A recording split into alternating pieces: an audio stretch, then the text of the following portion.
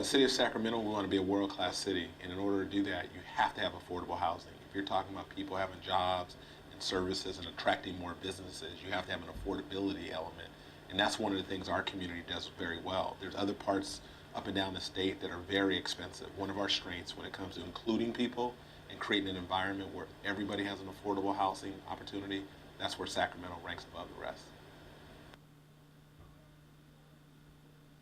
The housing industry has been going up and up and up, and affordable housing has become less and less. So right now, where the housing industry is, we can start building affordable housing again and take care of the population out there that needs affordable housing.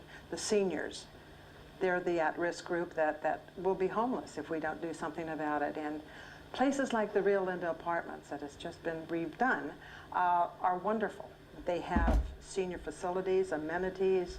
They have taken a dilapidated building and restructured it to a beautiful, beautiful site for people to enjoy their days. Well, without affordable housing, people like teachers, firefighters, police officers, everyone would be at risk at not having houses. We need to provide housing for that core that helps our community and wants to be part of the community, works very hard to be part of the community. It would also mean a lot more homeless people out there, and we need to find affordable housing for everyone. It's incredibly important. In fact, it's fundamental to having a high-quality community that all have housing, have a roof over their heads. And we know that it can be a challenge to afford housing. We have only about 63% of Sacramentans who actually own their own homes. So we have a very high percentage of renters in addition to those who own their own homes. And affordable housing fills that very important part of the spectrum for people who don't have the resources necessarily to qualify for market rate housing. It can, if it's well done, provide a desirable living environment at an affordable rate, and it can serve to integrate neighborhoods economically if we put affordable housing throughout our community in a way that allows people of different economic means in particular to share neighborhoods. It also creates the opportunity for people to begin when they're young or not doing as well financially, to begin in a neighborhood, and then over time, as they do better, move on up in that neighborhood so that they don't necessarily need to move away from people who've become neighbors and friends over time, and they can contribute to their neighborhood and their immediate community in that way by staying right there, but changing their housing over time. Well, we believe in affordable housing because we want to be a community that you can live your whole life in. Right, so you go off to college, you come back, and you need somewhere that's affordable for somebody with making hardly any money. We want you to be able to come home to your family. If you get laid off, something happens in your life, or the primary breadwinner in your home dies, and you got to start over again. We don't want you to have to leave our community. And as you get older and you might want to downsize your house or you have to live on a fixed income, we want this to be a place where you can stay with your family and your kids and your church members and everyone else that you've grown as part of your extended family. And so it's really important in West Sacramento that we have a diversity of housing that makes it possible for families to stay together and for you to spend your whole life in our town. But I think a lot of folks, for whatever reason, that they have this view of affordable housing as being for someone else. Right, and it's somebody that we don't necessarily want in our neighborhood.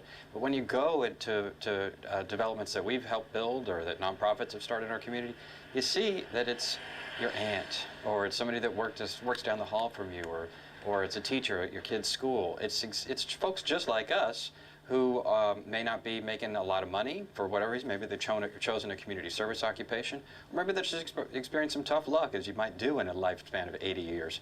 And so I think when you get out and see the quality of these housing developments and the kinds of folks that are living there, what you see is a sort of a mirror on the rest of your neighborhood and what your own life is like.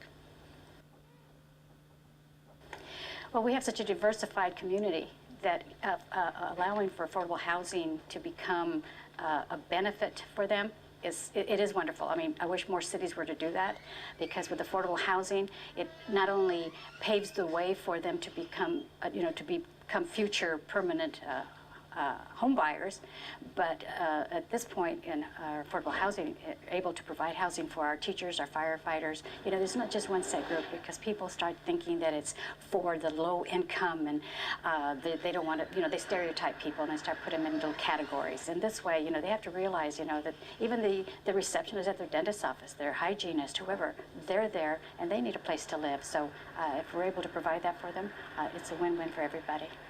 I find it really, really important that we provide benefits to all citizens and not just to a select few.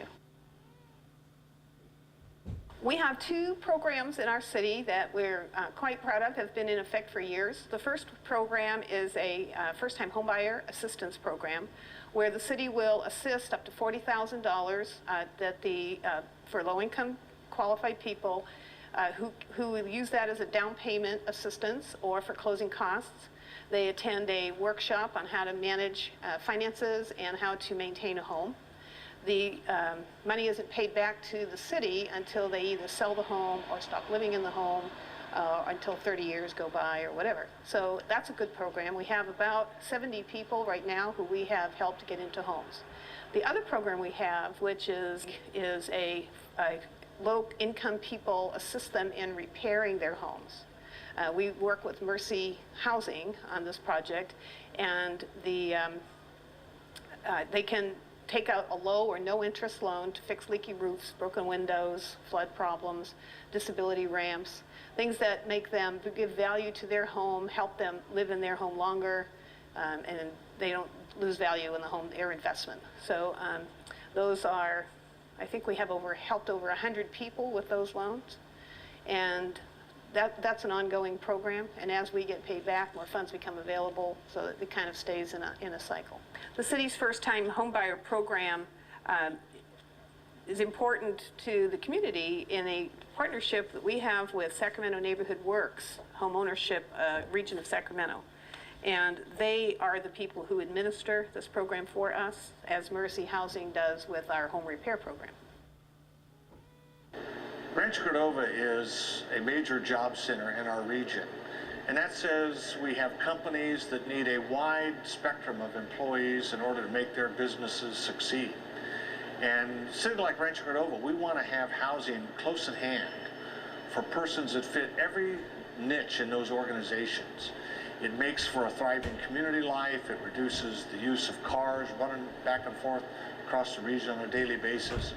Creates economic opportunity. Grandparents can hope that their children, or parents can hope that their children live in their own community, that their grandkids are there.